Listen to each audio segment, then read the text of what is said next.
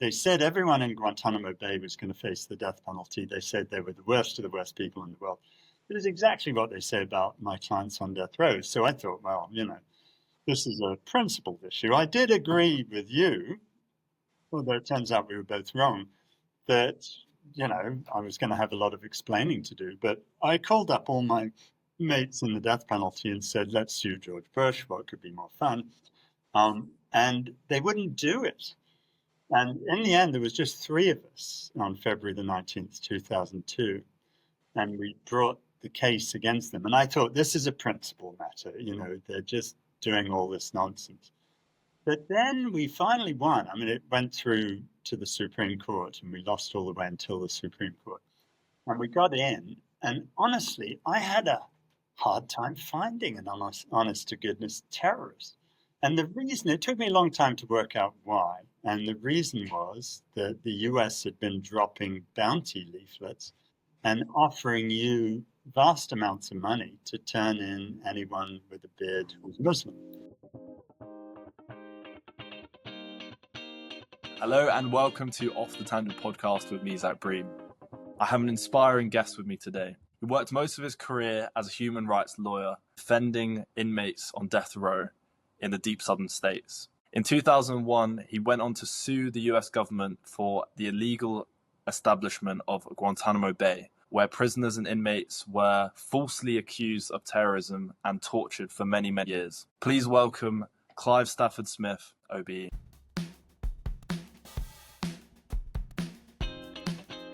Okay, Clive, so thank you for joining me today. I just want to start off, I want to take back, to look back at your early career and look back at sort of death row and your work there. So to start us off, can you sort of tell me how you got into that? So you're younger, possibly a student. What made you want to go and work representing death row inmates? Well, I was young. I was 16, really. And I was in school and I was writing what I thought was a history paper about the death penalty because I'd sort of found that interesting. And I was really shocked to discover the Americans were still doing it.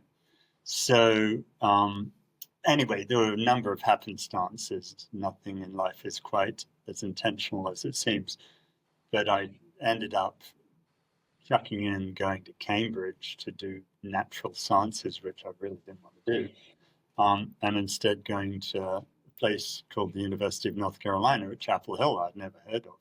But they had this fabulous program, and I thought I would go and, in my arrogant youth, write a book that would convince the Americans of the error of their ways. So that's what I went to do. Well, so you wanted to write this book, and would you go, in your mind, did you think, you'll go to these prisons and speak to people and sort of get ideas on sort of how to write the book? What was your idea? I was 18 and very stupid, and I hadn't really got a very big plan. But I was going to the university there. I thought I'd study journalism and I would write this book. And, I did do a remarkable amount of that. I did end up going, this program had this great thing where you could spend the summers that they would pay for going to do stuff. And they wanted me to go learn about the fabulous aspects of American capitalism. And I said, I'm just not interested in that. So instead, they let me go to Atlanta, where I worked for a group called Team Defense, headed by Miller Connor. And it was just the most fabulous experience. And I spent the summer and then later on the whole semester writing my book, which will never be inflicted on the world, I'm glad to say. But I was just really doing a thing about a guy called Jack Potts on death row in Georgia. And it was fascinating doing it. And I would just visit him and other prisoners on death row every day. And I would write this book up. Only for it to be rejected soundly by any sane publisher. But in the course of that, I discovered that if you're on death row in America, in the richest country on earth, you have no right to a free lawyer. And so these guys were on death row. They had no lawyers except for the tiny number, about 4 at the time, in the whole of the Deep South, who were willing to do it for nothing. And so even I could work out that I would get So bored. I actually didn't know that, to be fair. So a lot of the inmates there, they almost couldn't defend themselves Well, of properly, course they or can't. how And would it work? no, I mean, the death penalty law is probably the most complicated law there is in the world. And there's a huge amount of it. And when you're on death row, you are by definition poor. The overwhelming probability is that you haven't had much of an opportunity in life, you haven't had an education, and you have no access. You can't investigate your case because you're on death row. Mm. The idea of doing that, I mean, I later brought a case on behalf of a guy called Willie Russell in Mississippi, who was mentally disabled, who didn't even have a pencil, let alone anything else, and who was meant to be representing himself. And it was just silly. We got within 40 minutes of his execution. Wow. Before we got that stayed. And eventually, Mississippi became one of the first states to say enough is enough, and to set up an office that would represent people on death row. Mm. Because I originally saw you in a documentary, 14 Days in May, and I didn't really know much about death row or their system, and to be honest, I hadn't really given it much thought. I feel like maybe back in school they might say, "Oh, what do people think about sort of death penalty and things like that?" And that is probably the only time that it's really covered. But then, so I saw this documentary, and it followed in Mississippi Edward L. Jones, sort of his last 2 weeks being on death row, and you were his lawyer, his defense lawyer, trying to fight for his appeal in a way.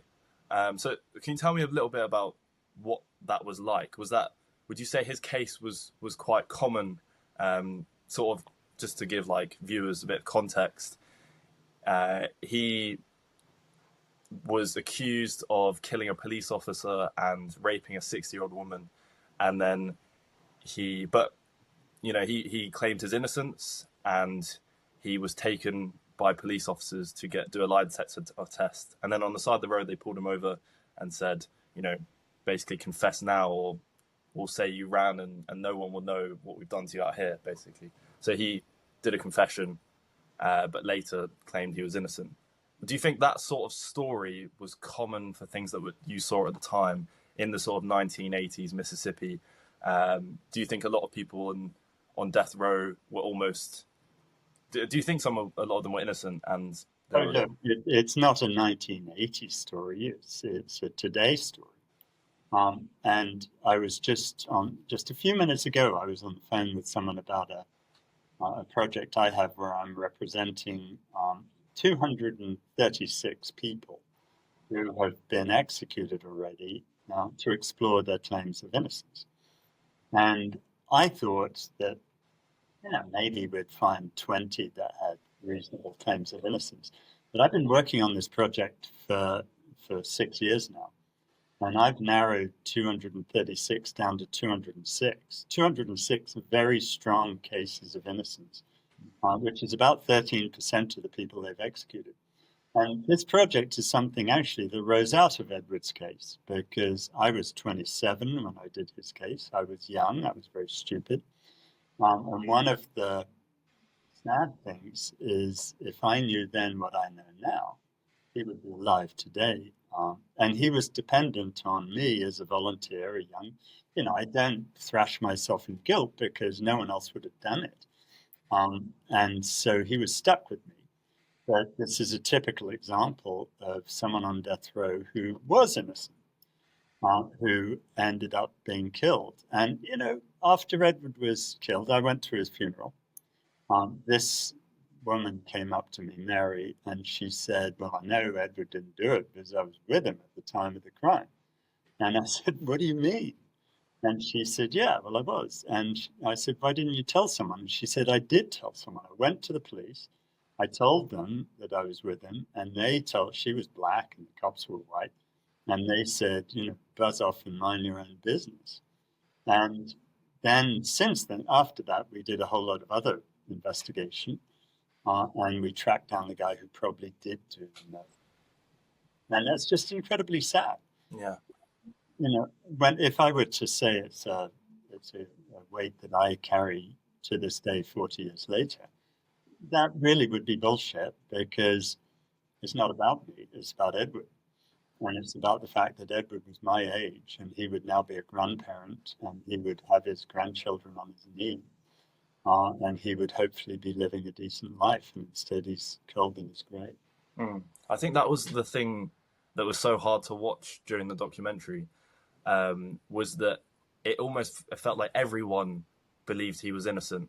All of the guards at the prison, the family, a lot of the community, obviously yourself. But it was just hard to watch all the people around him believe his innocence, and it continued, and it just felt like a failure of the system.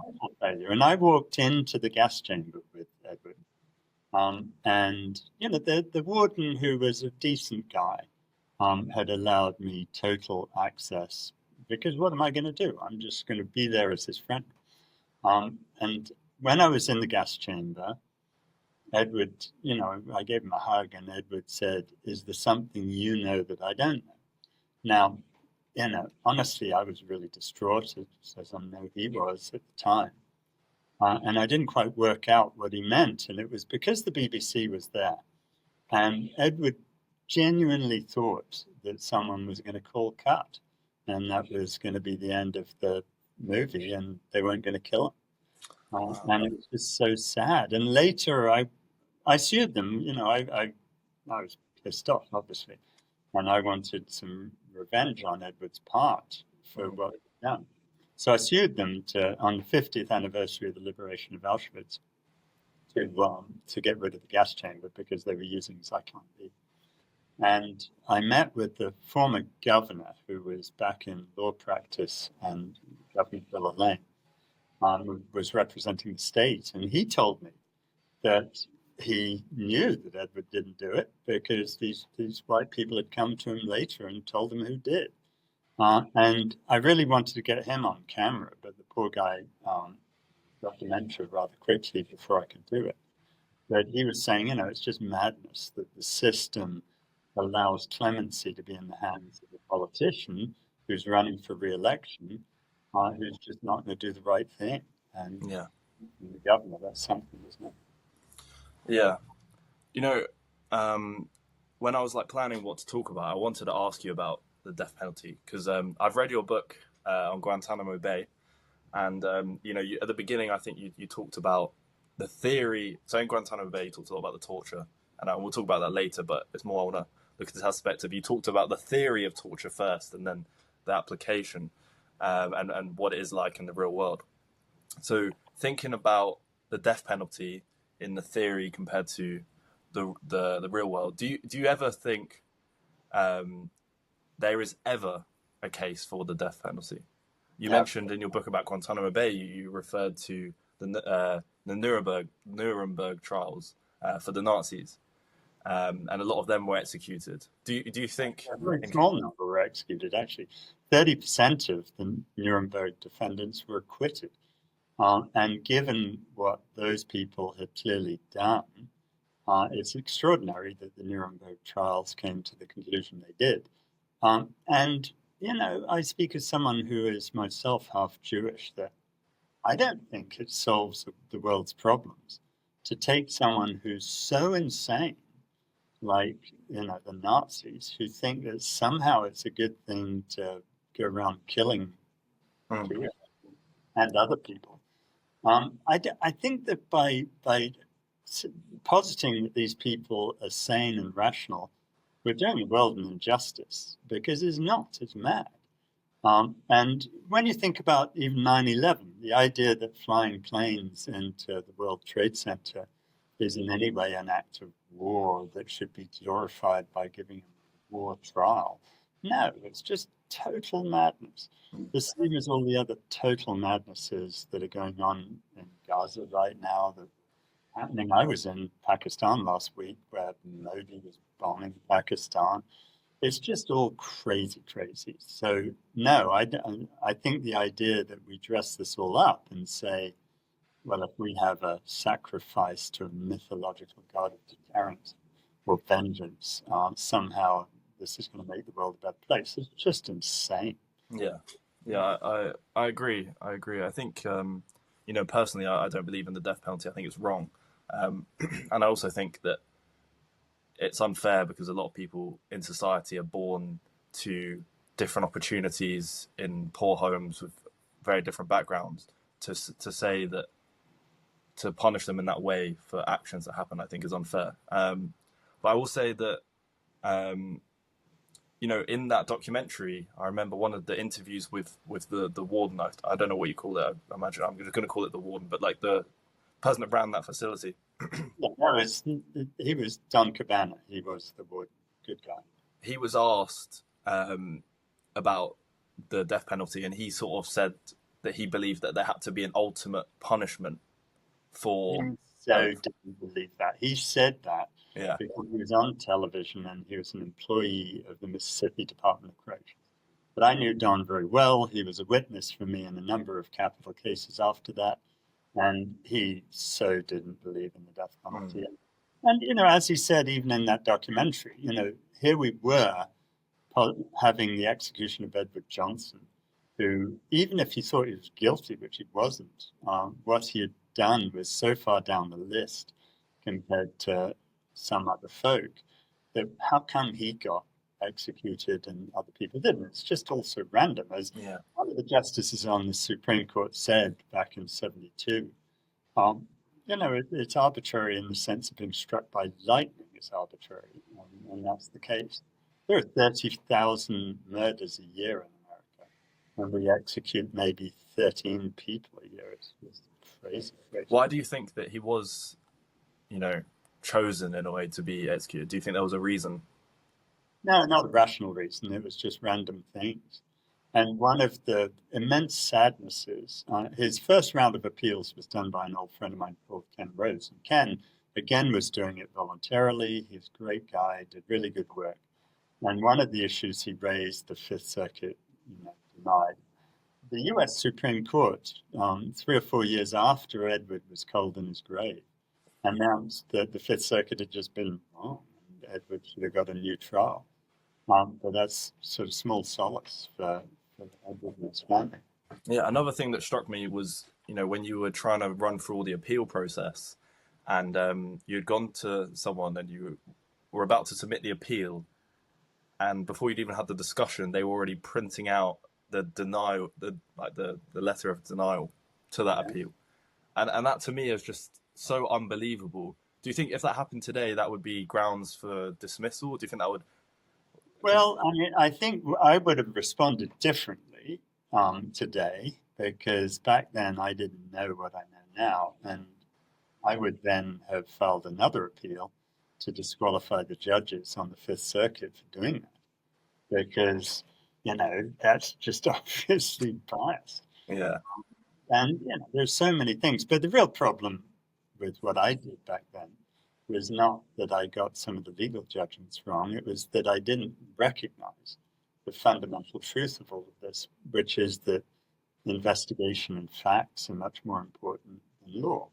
And if I only had 3 weeks from beginning to end to represent Edward, but if I was doing it today, I would have spent all of that time in the county where it happened, digging up the witnesses who said he was innocent, and then we would have got it stopped.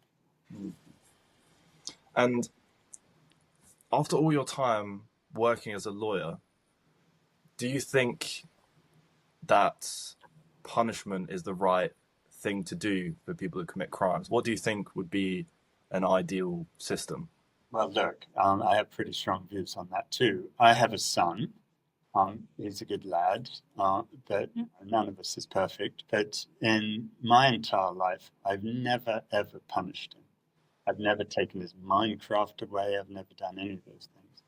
Because my view is that if he doesn't do the right thing, that's probably on me as his parent. Now, in the broader setting, we've done that for young people. When I was a kid, I was really quite badly abused, both in several ways, but certainly in school where I was beaten all the time, and I was even waterboarded at Radley, where I went to public school. And I'm thankful that today kids in school don't face that, and that we've moved a long way away from the notion of spare the rod, spoil the child. But ironically, because we're just idiots, basically, we've gone the other way when it comes to adults. We've begun to be more and more mean and vindictive. And the entire judicial system, the more I've worked in it, is utterly irrational. If I was to ask you this, Zach, and I advise you to take the fifth and not answer the question, right? What's the most despicable thing you've ever done that you're most ashamed of? I want you to get it in your mind. You don't need to tell the world. No, okay. I'm just trying to think. I don't know if I've ever done anything that's necessarily despicable. But if you don't get it, because I know what it is. yeah, I got it already. Have you got it in your mind? yeah. Okay. Now, what you're thinking of is not a criminal offense, right? It's just some mean thing you did where you betrayed someone close to you in a way that was just reprehensible, and we've all done that. Yeah. I've done that. I'm guilty of that. You're guilty of that. Pretty much everyone's guilty of that. Now, in your right hand, hold your right hand up. Now, put the weight of the unpleasantness of what you did. I want you to weigh it down. How far does it go? medium down. All right, medium. Now, tell the world, if you are not embarrassed by it, what's the worst criminal offense you've been a victim of? The worst criminal thing I've done. No, not you've done, that you've been a victim of. A victim of? Yeah. I feel like I've been beat up before. Okay, you've been assaulted, right? Yeah. I've been held up at gunpoint 7 times. I was, yeah. Attempted murder one time. Now, balanced against your right hand, what was the impact of the criminal offense that was committed against you? Which was worse? Which had the longer term negative consequences? I think the things that I did myself to other people had a worse effect on me. Not just on you, but on them too, presumably. And now this is the issue to me. This is the utter irrationality of our whole criminal justice system. I use the word justice loosely. The system is meant to prevent bad things and protect us from wicked stuff. You and I have just agreed that the non-criminal acts that we've committed did more harm than the criminal acts that were done against us. Now, for GBH, grievous bodily harm against you, someone in Alabama, second offense, gets life in prison. And yet, what we do, there are no consequences. So the issue is this: why are you and I not in prison?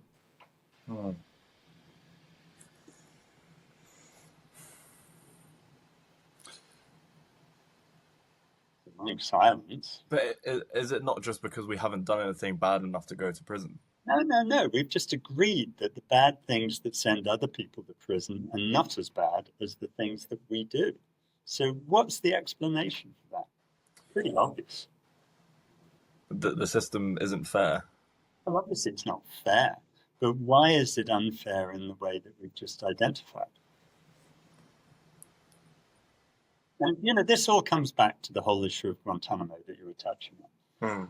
Guantanamo and the death penalty are both designed to try to tell the people of America that we're doing something meaningful for the manifest problems of society. I mean, in America, we have a bad crime rate according to our definition of crime.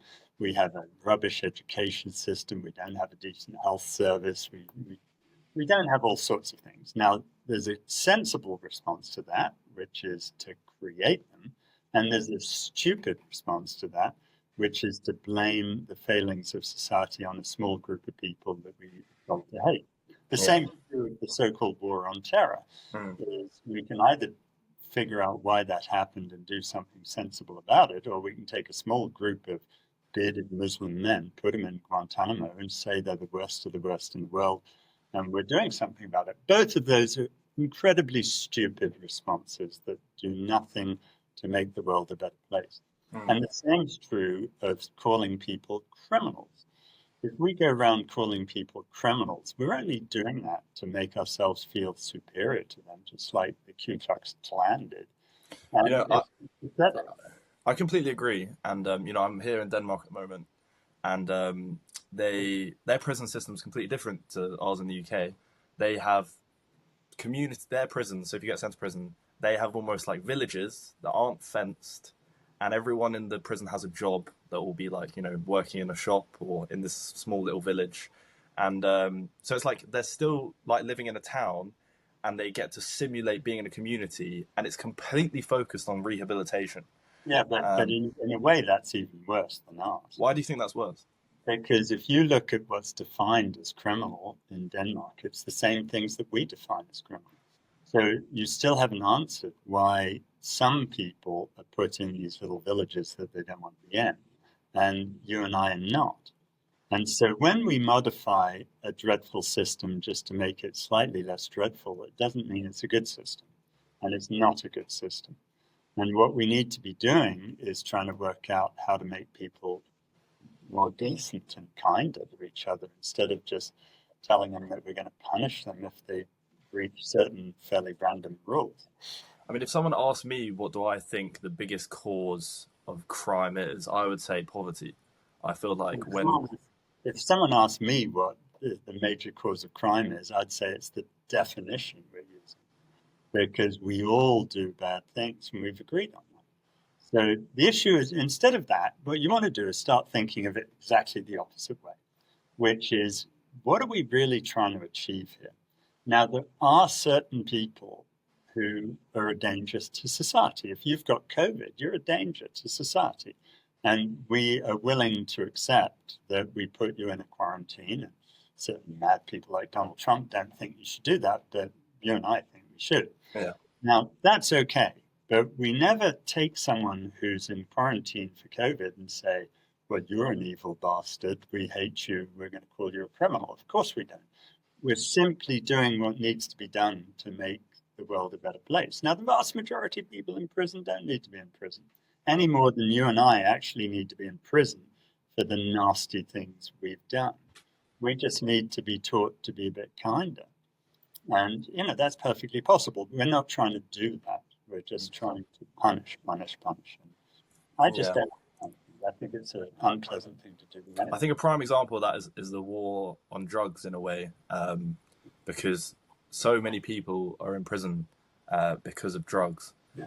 And, you know, I think it kills people's opportunity. Like they go, like I'm from London, so you'll see a lot of people who they struggle. You know, my mum as a single parent, you know, she struggled financially, and I can so see how a lot of children who grow up with single parents who struggle financially, it's almost like they see their parents struggling, and people around them are selling drugs and making a lot of money, and they want that too. They feel like there's no other opportunity. Well, but I mean, you can look at all of that differently too. The guy who waterboarded me in school, I looked him up and I was just wondering what sort of sociopathic occupation he's in now. And it was hedge fund manager. Now, you know, that's dreadful. That's worse than drug dealing. And it destroys the fabric of society. It's just hedge fund people just go around trying to make lots of money off things without making things better. And if you look at Thames Water, I'm sure if you're from London, you're familiar with the story that that's been privatized into a group of people's hands where it's now billions of pounds in debt. And yet they've paid £2.6 billion in bonuses to the people. That's horrible. Yeah. There's far more trouble to society than so many of the things we criminalize. Now, you know, the answer to that is not to throw them all in prison. I'm not going to do that. But on the other hand, I would tax away all of their bonuses and put that in a pot to try to make water get delivered to the people of London. I think there is this big point, though, about people do feel strongly that some people need to be punished in a way. I know you obviously you said that you I don't, and I don't. I know you don't. You mentioned you like you wouldn't punish your child, for example. But you know, I even told my grandma about the prison system here in Denmark, and which I think is a good model because focusing on rehabilitation. But even she said, "Oh, that's it's not fair. They need to be punished in a way." And that is I think that is a hard mindset to switch in a lot of people, where it's this very much idea that people, if they do something bad, then they should be punished. I personally think that they should try and be rehabilitated and educated, and that's more of a fixing problem. But well, people always used to ask me this stupid question about whether there was anyone I wouldn't represent who's committed so bad that I wouldn't represent them. And my standard answer was, well, I wouldn't represent recidivist Tory voters. But I'm only joking. But again, I think that structure of the world, the structure of the world that teaches us that the only way to run a society is where people are encouraged to grovel around trying to make more money for themselves, is just so fundamentally foolish that you just can't believe it. Now, you can respond to that by saying, oh, well, that's the way people have a mindset, that they should be rewarded with money for doing what they do. That's true. They do have that mindset. It's just not a sensible mindset. We should reward people with kudos when they do kind and decent things for other people, not when they take, the people I went to school with were incredibly privileged, and they were all born with a silver spoon in their mouth, and they all seem to think that gives them the right for it to metamorphose into gold. And that's just wrong.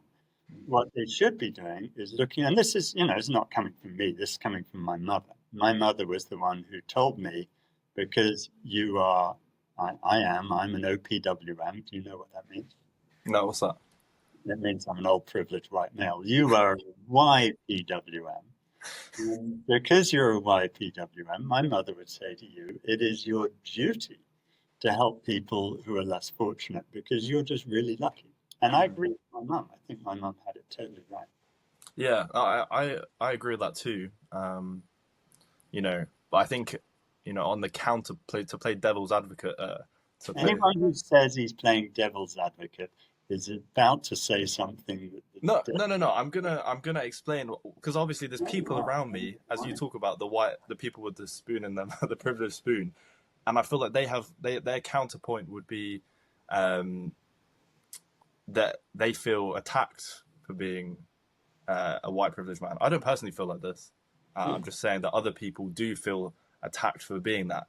And then I think that's, sort of what has given rise to this right-wing movement that you're seeing now, is because of this idea that because we are white privileged men, then therefore that is bad. And people don't like being attacked for their... What gives rise to the right-wing movement? What gives rise to the right-wing movement is that no one's being taught what a left-wing movement should look like.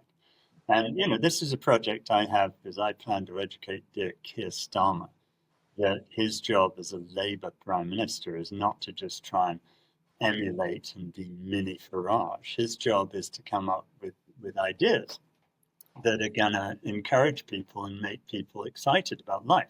Now, if you're a white male and you're feeling upset about being a victim of discrimination, first, you need to recognize that for the last 10,000 years, you've been the beneficiary of this stuff. But second, you just need to get out there and do something decent. No one goes around right-wing people may do, but no one really criticizes me. I go around trying to help the less fortunate, and people are always very generous about that. So the problem with the folk you're talking about is not that they're somehow the victims of discrimination against being a white male. It's that they haven't been helped to see that they need to use that privilege for others, and then everyone would like it. And we can do that. And there are lots of great... You know what my first thing as Prime Minister would be? Do you like football? What would it be? Do you like football or not? I've been playing football recently, yeah. Who's your favourite team? I wouldn't say I watch football like that. I more just play it. But I used to like Manchester City. God, that's disgusting. I mean, I don't really like football much, but I've always been an Ipswich Town supporter. The Tractor Boys, they're rubbish, but they're a great team. Now, if I was Prime Minister, because there are so many complaints about the cost of going to Manchester United, is the best example, where you're lucky if you can get a ticket for £60. And how do you take your family to that thing? what I would do as my very first act as Prime Minister is I would issue legislation cutting the price of Premier League tickets by half. And the reason I would do that is because that's a populist notion where the vast majority of people who are interested in football, which turns out to be a majority of British male people, would love it, right? And the only people who wouldn't like it are the bastards who own those companies, and particularly with Manchester United. It's the person who used to be the richest person in England. He's not anymore because he's fled to Monaco, Jim Ratcliffe. Now, he's whinging about the state of the finances of Manchester United, but that's just because they wasted money and the Glazers used it as a hedge fund thing. And yet he's still talking about building a $2 billion new Old Trafford stadium, all of which would end up being paid for off the backs of the fans. So I just don't care if he doesn't make quite as much money as he did before. I think that we should tax the rich in those circumstances to help the people who want to go watch football because they love it. I agree. Yeah, You know, I agree. I think, going back to what you said about, I think that the left wing don't have a good story about what it means to be a left wing person. Whereas I think the right wing have an easy model that people understand. It was always the other way around, right? Because if you go back 30 years, the left wing had a story. It's called socialism. And socialism, when did you last read the Communist Manifesto? I haven't read the whole thing in its entirety, but my friends at university. And actually, ironically, I was going through my bookshelf today, and my son, who's now 16, was going to school. And he was going to take George Orwell 1984 with him, which is fine, a good book. Yeah. But actually, I just randomly came across the Communist Manifesto. And so I told him to take that. It's a very short book. You don't agree with everything in it. But basically, there's not a lot of difference between that and the New Testament with the Christian Bible. And the same is true of, the Jewish religion. The same is true of Islam. It's all about being decent to each other. And that's the sort of approach that left-wing people should have. And someone like Keir Starmer has forgotten what idealism was all about. And he needs to get back there. Idealism is not a dirty word. It's a positive word. It makes your life much easier. And the truth is we all of us, all the people in the world agree with what their ideal society looks like. It's a society without prisons. It's a society without cruelty. It's a society with equality. And, you've got to wonder what makes these nutty people think we can get closer to our ideal society by moving further away from it. It's just silly. I think it's because prejudice, I think, is easy. I think that it's hardwired, built into our brain biologically to feel scared of things we don't understand and to, see people that we don't understand and think and be kind of scared of that and then lash out against that. And then sort of blame them for their problems. I feel like that's hardwired into us. I think that's... I'm not sure you're right, it's hardwired, but I'll tell you one thing. I think, when people say, and left-wing people do this, and I think they're fundamentally wrong, when they say that, we need to change human nature to make us more able to be kind to each other and generous and whatever, and that it's hardwired into us to be selfish. That the selfish gene and all that nonsense. That's not true, because actually all of the things we do are decisions that make ourselves feel better. And so just as someone's taught that win the lottery should make them feel better and they get a surge of adrenaline and whatever, I get the same feeling just by going out and representing someone who's hated. And so all my decisions are just as selfish as the decisions of the capitalists. And so we don't have to change human nature. We just have to change the focus of human nature. And if we encourage people to get their jollies out of being kind to each other, then everyone's happy too. So the world is a simpler place than people make out. But you're right that we allow the right wing to win the debate because they're actually a bit more sophisticated in language. than the left wing right now, but it's our job to change that. Yeah, I think as well, like, because, I'm left wing, and I think that one of the problems with the left wing community is that we all think that we know what society, the perfect society, looks like. We all have this ideal idea of how society would work the best, and people being all kind to each other, and all these things, right? And I feel that we all truly believe that to our heart. But then this feeling alienates people from the right wing because it makes them feel like, they just see us as, oh, we just know best, and you're wrong, and that in a way means that they don't want to work with us. That's why I've always kind of appreciated centre leaders, because I feel like they're good at getting the right and the left wing together to make progress. Even though me personally, I would put myself on the left. I don't think I agree with you on that. I think that you don't have to be an arsehole to be left wing, and you don't have to say that people. I used to love talking to juries in America, right? Because 12 people in front of me, you couldn't get on an American jury unless you say you're in favor of the death penalty. So you, Zach, could not be on an American capital jury. So I'm facing 12 people with whom I fundamentally disagree. But at the same time, I'm not standing there doing what some of the left-wing lawyers do, which is lecture them about how the death penalty is wrong. Because, they just said they think it's right, and it's insulting to say to them that it's wrong. And it's also totally unproductive for us. But instead, what you're looking for is you're looking for the goodness in everyone. And actually, I love Americans because I'm American, so I can say this, we're simple people. And it's much easier to get Americans to do the right thing than it is British people sometimes, because in a capital case, most jurors are going to be Christians, and they're going to believe in Christianity. And I'm not Christian, but I think there's some really good things about Christianity. And one of them is Matthew chapter 5, verse 7, which is, blessed are the merciful, for they shall obtain mercy. What that means in plain English is if you don't show mercy, you go to hell. If you show mercy, you go to heaven. Now, I would talk to jurors in their language, and I'd say, look, the prosecutor over there basically wants you to be an asshole, and she wants you to show no mercy. And the sad reality of that is if you do that, it's hell. How does the law system work? Would you ever be allowed to quote the Bible to jurors? Oh, I always quote the Bible to jurors. Really? I do, yeah. And prosecutors hate it, and they start yelling and screaming and saying, how dare he quote the Bible?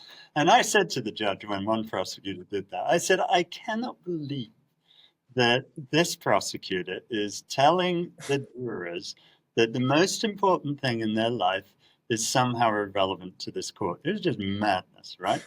And the jurors in that case, they came back in our favor in 5 minutes, and they hated the prosecutor. Yeah. So the thing about all of this is we got to speak the language of the people who we're trying to persuade.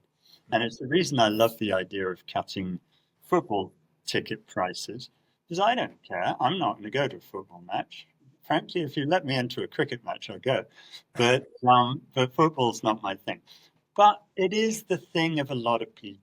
And so we've got to speak to and for them. And we mustn't just say, oh, you're stupid people for not being Labour. We've got to come up with ways of inspiring them to see these things as being good. And then we'll all be right. And that's what Keir Starmer and your centrists just don't do, because they're totally motivated by their opinion polls and so forth. And you're not a leader if you just constantly try to get more votes. You're a leader if you do something that you truly believe in, and then you try to persuade people that it's the right thing. And I think as well, Keir Starmer, I think unfortunately he's not the most charismatic person, which it just doesn't play in your favour. If he was talking about football, he probably would be, because he loves football. According to this fabulous thing I saw recently, he's not very good at taking penalties. But on the other hand, he's totally into football, and I think Arsenal's his team. So he could probably talk about this passionately, and he's got to figure out how to do that. Yeah. So the other thing I wanted to discuss with you was your work in Guantanamo Bay. So, I think it would be good That to would sort of. work. I mean, look, Guantanamo is my Caribbean resort of choice. I've been there 42 times. I bet you've never gone on holiday same place. Not to define it as work, more of a, you know. I love it. I love it. But I think a lot of people wouldn't know the history of Guantanamo Bay. You know, I was born after 9/11. I was born a year after 9/11. So a lot of people wouldn't necessarily know what's going on here. I think, you know, I think I'll explain what I understand, and then you sort of correct me and fill in the gaps. My understanding is that in the 2000s, you had, in the UK, you had Tony Blair as the PM, and you had George Bush, which was the Prime Minister of America, President of America.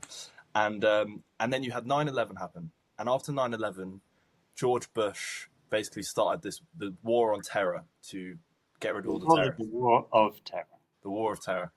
Okay. And then a month later, he went to war with Afghanistan to find Al-Qaeda and Osama bin Laden.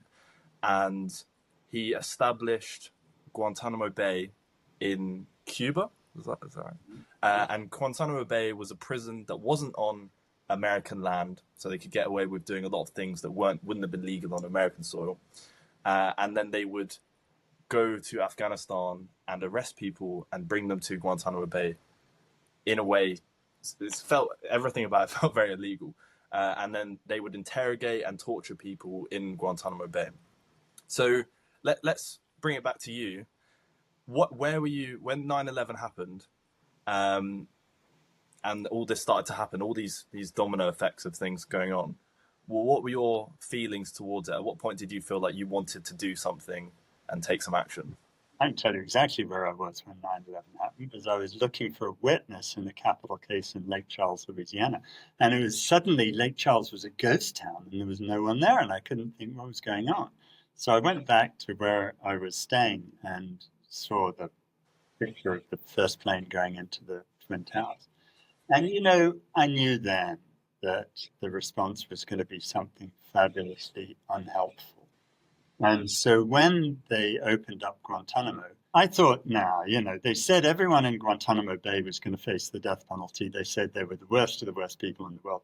It is exactly what they say about my clients on death row. So I thought, well, you know, this is a principled issue. I did agree with you, although it turns out we were both wrong, that, you know, I was going to have a lot of explaining to do. But I called up all my mates in the death penalty and said, let's sue George Bush. What could be more fun? And they wouldn't do it. And in the end, there was just three of us on February the 19th, 2002. And we brought the case against them. And I thought, this is a principle matter. You know, they're just doing all this nonsense. But then we finally won. I mean, it went through to the Supreme Court and we lost all the way until the Supreme Court. And we got in. And honestly, I had a hard time finding an honest to goodness terrorist. And the reason, it took me a long time to work out why. And the reason was that the US had been dropping bounty leaflets and offering you vast amounts of money to turn in anyone with a beard who's Muslim.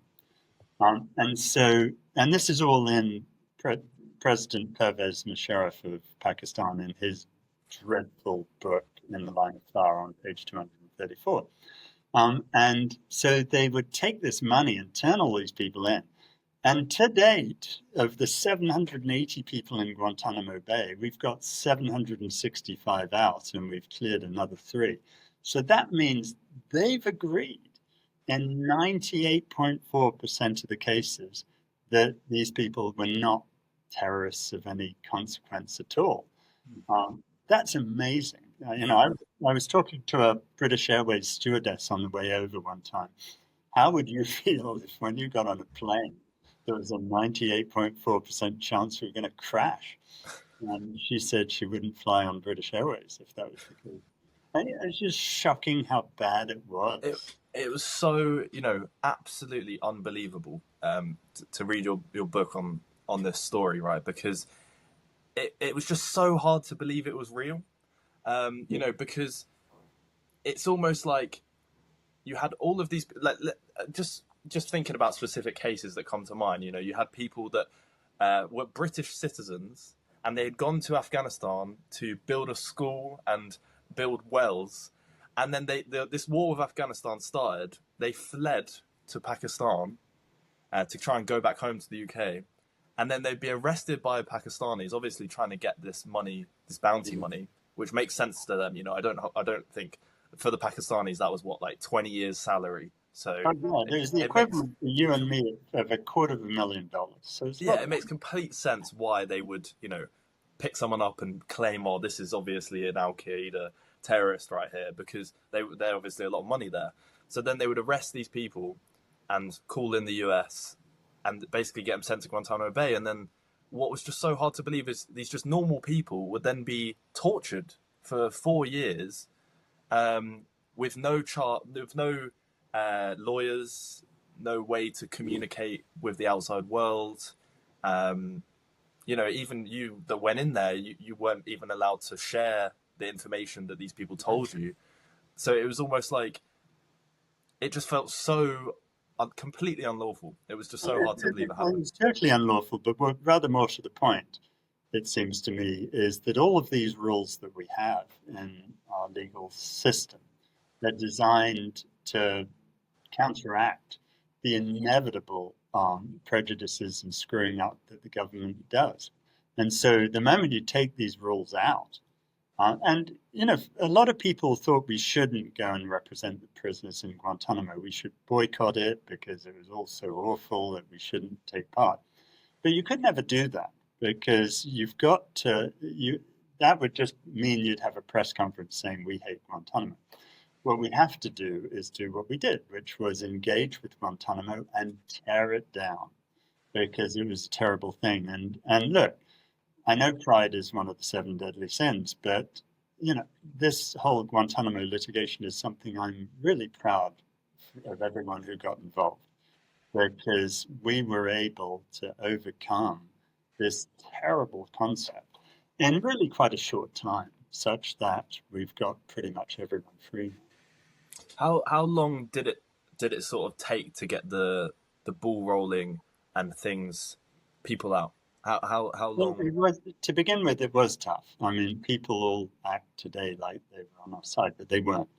And indeed, I went on TV to defend us on the day we sued, and I was accused of being a traitor to America 13 times in a 5-minute interview, and I got all sorts of fabulous death threats for doing it. So it was very unpopular back then, but I view that as a stamp of approval, frankly. And even the British were very much against it. The thing that changed actually was in April of 2003, when the Americans charged Mozambique, who's actually one of the people whose stories you were relating there, and some other people who were British. And, the British attitude is typical, because our national sport is not football, it's bashing America. We love to bash America. And the British were all very well and okay with hating terrorists, or people called terrorists, until it was our people, and then we got really upset. And, this was true around the world, and my job was to go around to the different countries and basically hold a press conference, say, look, I'm American, I'm really sorry about what we're doing. We're here to try and set it straight. And it was so easy because every country you went to was so horrified by what America was doing. And some of them were quite hypocritical. I mean, you go to Saudi Arabia and you say Americans are being really bad. And, it's fairly easy to say, well, and so are you. But at any rate, it was actually easy to drum up an awful lot of political support against. I think the thing that, completely blew me away was that there was children in Guantanamo Bay, which I'd never even heard of before. The youngest was 11 years old. Do you think that 11-year-old was tortured as well? Of course they were. And, one of my dearest clients was Mohammed Al-Gharani, who was 14. And, he ended up there. It was one of my favorite things. You would have read about this, where they interrogated him. He was from Saudi, and they interrogated him using a Yemeni interrogator, where the word zalat in Arabic means money, and in Saudi it means salad. And this poor 14-year-old kid, they asked him, when you went to Pakistan, what zalat did you have? And he thought these people were idiots. I didn't have any zealot, he said, thinking they were talking about tomatoes. And the Americans leapt to the conclusion, because he said I could get zealot anywhere I needed it in Pakistan, they thought, oh, he must be an Al-Qaeda financier. So they said, where could you get zealot? And he listed vegetable stalls in Karachi.